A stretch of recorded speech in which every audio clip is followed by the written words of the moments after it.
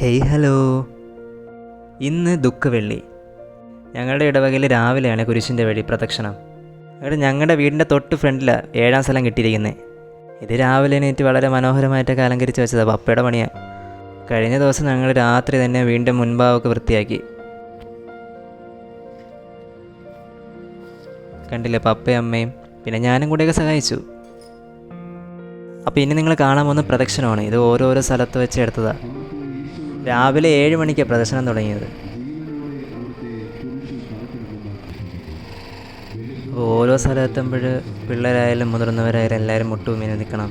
പിന്നെ എല്ലാവരും കുരിശ് കയ്യിൽ കൊടുത്തിട്ടുണ്ട്. അങ്ങനെ യേശു കുരിശിൽ മരിക്കുന്ന സ്ഥലത്ത് ഞങ്ങളുടെ പള്ളിയുടെ കുരിശടിയിൽ. കഴിഞ്ഞ പ്രാവശ്യം പ്രദർശനത്തിന് ലൈവായിട്ടായിരുന്നു കുരിശിൻ്റെ വഴിയൊക്കെ ഉണ്ടായിരുന്നത്. പക്ഷേ ഇപ്രാവശ്യം അതില്ല.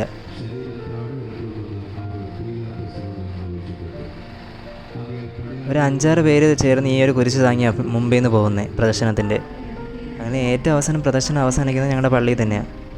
അപ്പോൾ ഇന്ന് രാവിലത്തെ കാര്യങ്ങൾ ഇതൊക്കെയാണേ. പിന്നെ ഓരോ BCC യൂണിറ്റുകൾ തമ്മിൽ ആരാധന നടത്തുന്നുണ്ട് 1 മണിക്കൂർ.